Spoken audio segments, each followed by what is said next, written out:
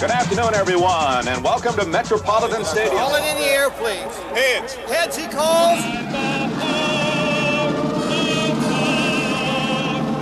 Hey, listen now. 4 quarters, 60 minutes, and we're the champions.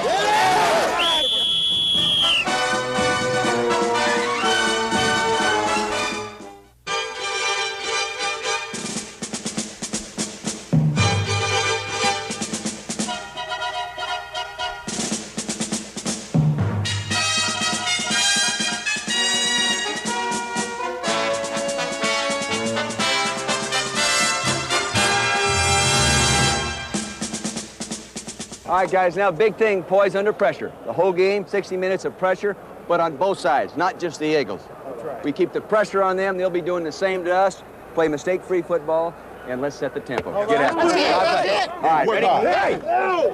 Welcome to the National Football League, men.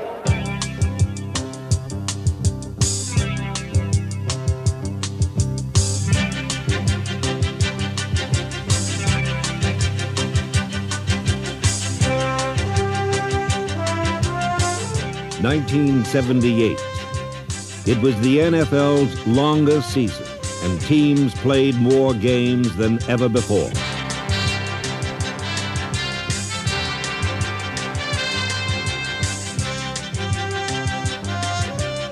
(1978) was the most competitive season ever. Division races were tighter, no longer dominated by a single team. What used to be a game of Monopoly became a genuine scramble instead.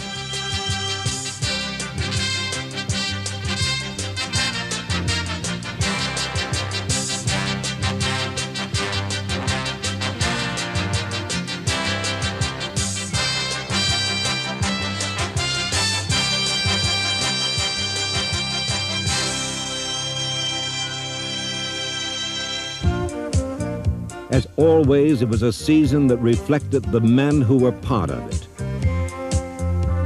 Men of action and men of thought.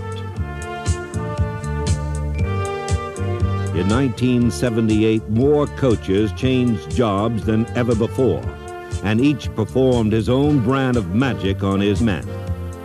What we need right now, men, is what I talked to you about many times during the course of the year. We're backed up a little bit. We just need to flush it all out. We just need to flush it all out. So let's just go out there today and just have fun. Listen, we can throw all day long now. All we got to do is just, and we can run too. We got to score a lot of points. That's what we got to do.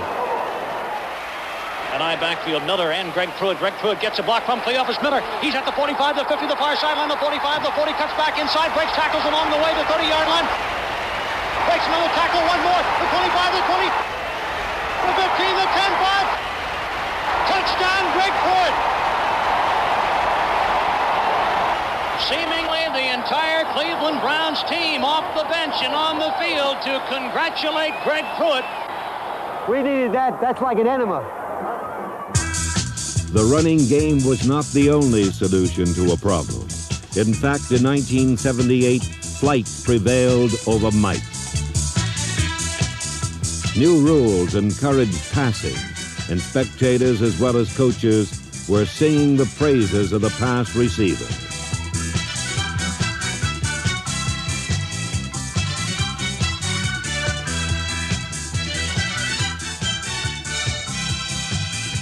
Receivers were given more freedom while running their patterns, enabling them to concentrate completely on catching the ball.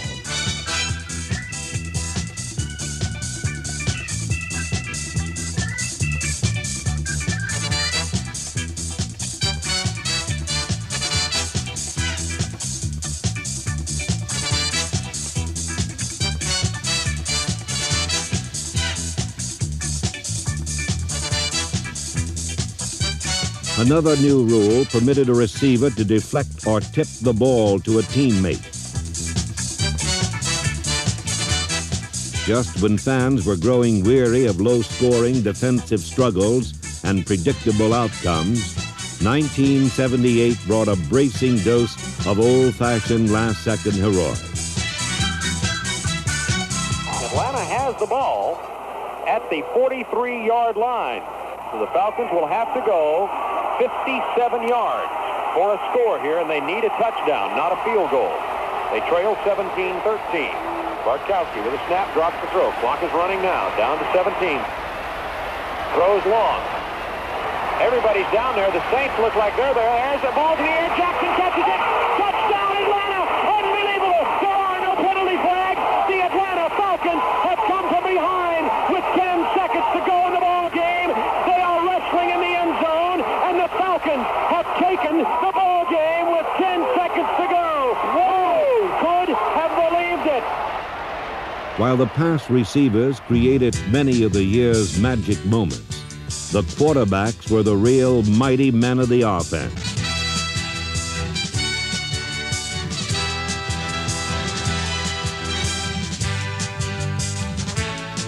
They were the fighting generals who dominated Sunday's battle.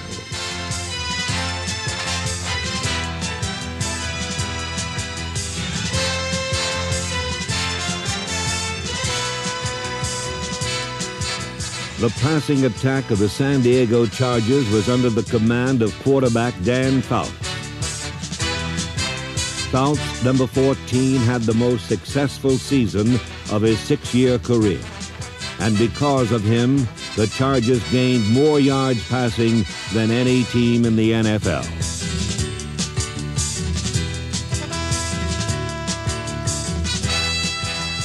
The New England Patriots gained the most yards running, and their quarterback, Steve Grogan, number 14, ran for more yards than any quarterback in the league. A running quarterback must be resilient and tough. Grogan is, and he led the Patriots to their first division title in 15 years. While Grogan is a durable quarterback, Dan Pastorini, number 7, is an inspirational one.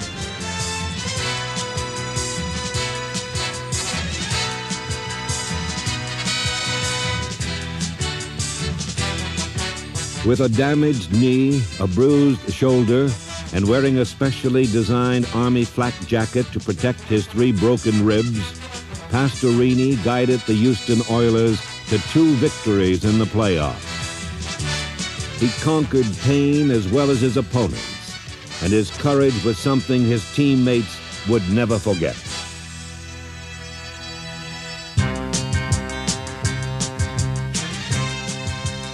When Roger Staubach was a midshipman at the Naval Academy, he set passing records that have never been equaled. Now, in his 10th year with the Dallas Cowboys, he was this season's top-rated passer. With Staubach at the helm, Dallas led the league in scoring and sailed into the Super Bowl for the 2nd straight year. In 1978, yards were gained and points were scored at a record rate as quarterbacks everywhere put the ball in the air more often than ever before.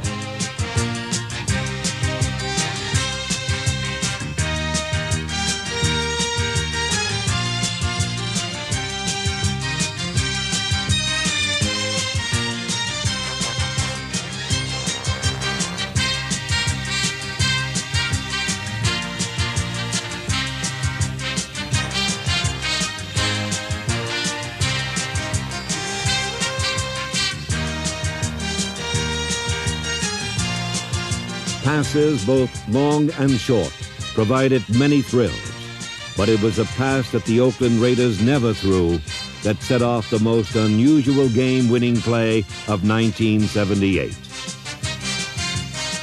Oakland trails 20-14. 10 seconds left. The crowd takes up a chant of defense. Robisky and Banaszak are the backs. Slot right, Branch inside. Bradshaw, Stabler back. Here comes the rush. He sidesteps. Can he throw? He can't. The ball flipped forward is loose. A wild scramble. 2 seconds on the clock. Casper grabbing the ball. It is ruled a fumble. Casper has recovered in the end zone. The Oakland Raiders have scored on the most zany, unbelievable, absolutely impossible dream of a play. Madden is on the field. He wants to know if it's real. They said yes. Get your big butt out of here. He does. There's nothing real in the world anymore. The Raiders won the football game. The Chargers are standing, looking at each other. They don't believe it. Nobody believes it. I don't know if the Raiders believe it. It's not real. 52,000 people minus a few lonely Raider fans are stunned. A man would be a fool to ever try and write a drama and make you believe it. This one will be relived forever.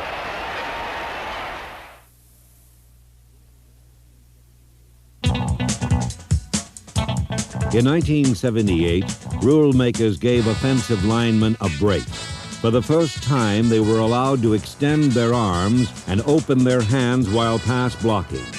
The new technique cut down sacks, but one mistake could still lead to a quarterback ache. Not to mention other parts of the anatomy.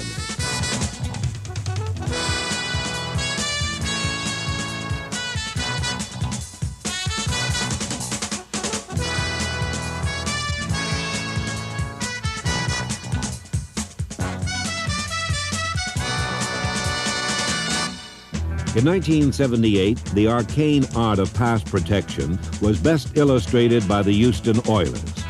As a unit, they gave their quarterback, Dan Pastorini, the best protection in the NFL.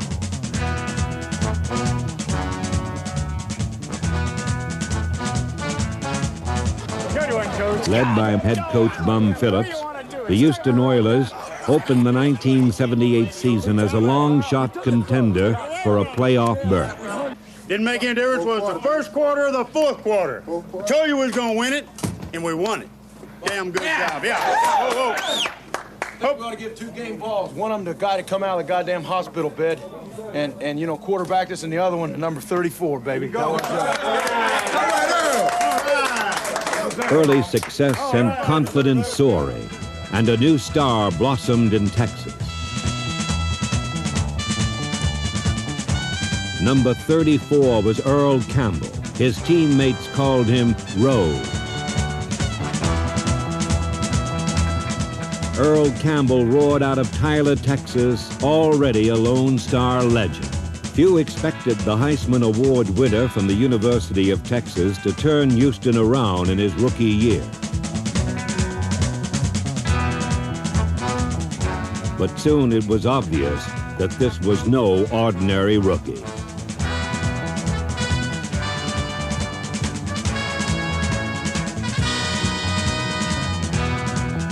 The Tyler bowling ball packed 225 pounds of power and launched it with sprinter speed. Campbell's style fit the Oilers nicely. By November, the Oilers were ready to make their move. On a Monday night against Miami, Houston showed the nation what Texans already knew. Pitch back goes to Earl Campbell. Breaks a tackle at the 20, 25, 30, 35, 40. At the 50, he may go. At the 30, at the 20, at the 10, at the 5, touchdown!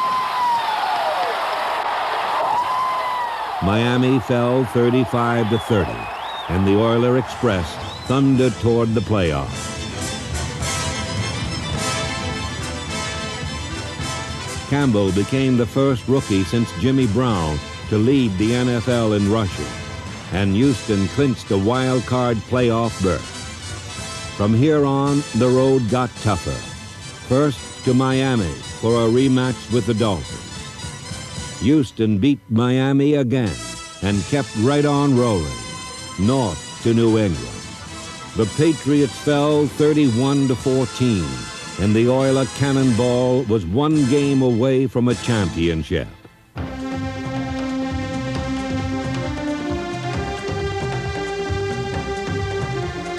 On a somber Pittsburgh Sunday, Oiler dreams were laid to rest. In a freezing rain, Houston fumbled 6 times, and the long ride was over.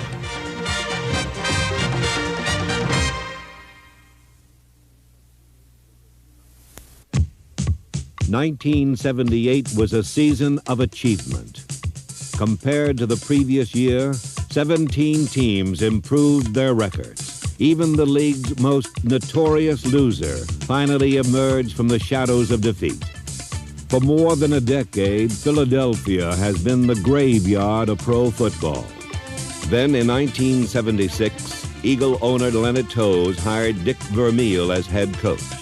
Vermeil began the 1978 season with an improved team, but one that faced the toughest schedule in the NFC. We've worked hard to get to where we are in a position that we can play a good football team and beat them. Now, we haven't beaten the Rams yet, but that's what we've worked to do. That's what we are prepared to do, to beat the Rams. Now, we may not be able to do it, but we won't know until we've played 4 quarters of football. And they sure as hell hadn't beaten us yet. Hey, we're going to beat them, guys. It's our turn. The snap from Dennis Frank. Here is the punt, and it is blocked. Pat Thomas blocks it in the end zone, and the ball is, let's see if they say he recovers it for the touchdown. The Eagles began another new season with an old habit. They lost to the Los Angeles Rams. Cromwell recovers the ball. Who blocked it? Outside man. That's embarrassing. 10-man rush, he walks in and blocks it. Guys, we were close, and we almost got her done. Almost doesn't count. You give them a block punt for a touchdown, you can't win. That Los Angeles Rams team has as much talent as anybody in football. And I'll tell you, you don't have to be embarrassed about your performance. I'm proud of you. I'm disappointed for you. I'm disappointed for you. I'm disappointed for the coaching staff and Mr. Toast and everybody else. But damn it, we're a good football team. And don't let anybody tell you different.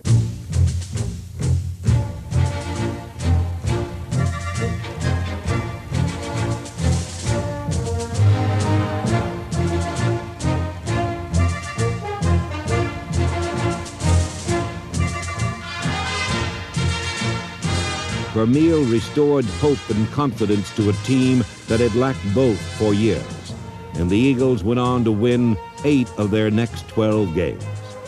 To be a winning coach, you sometimes must be lucky. On November 19th, the Eagles trailed the New York Giants at the Meadowlands with only seconds to play.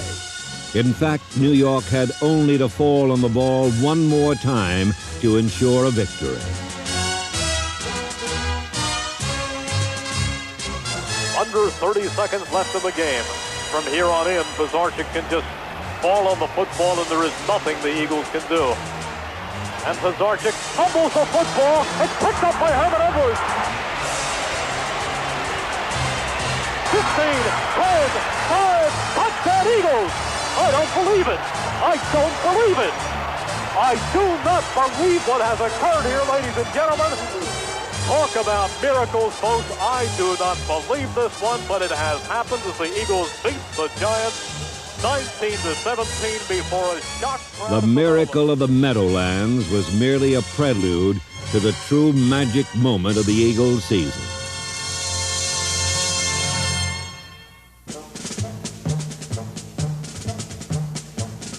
One month later, in the final game of the season, these Philadelphia Eagles would get the chance to win a distinction which they had always wanted, but never had.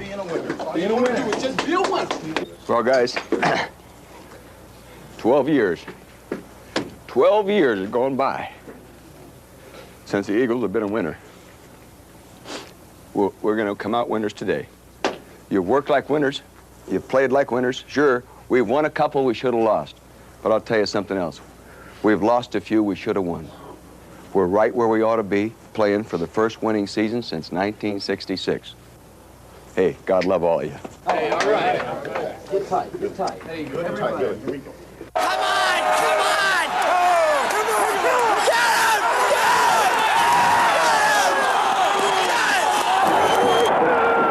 Let's get heat on that guy now, huh? Let's get heat on that guy. Pizarchik on a slant in. Intercepted. Intercepted by Frank Lemaster, who takes it in for a touchdown.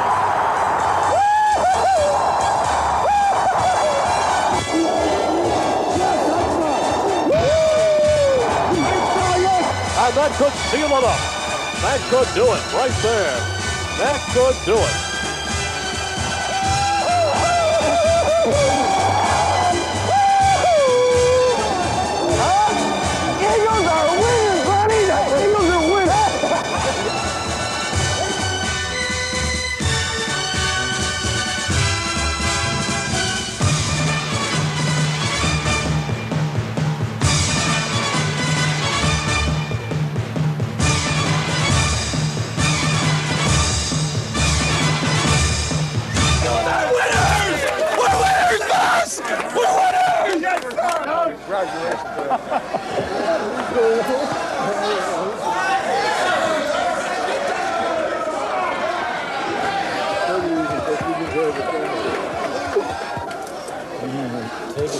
That was for you. That's for you. Dick Vermeil, winner and Coach of the Year in the NFC.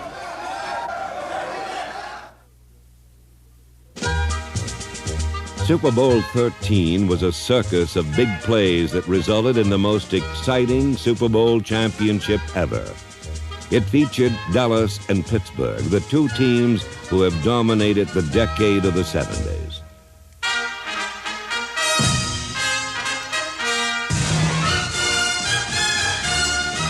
The Cowboys jumped to an early lead, but the superior firepower of the Steelers soon took its toll.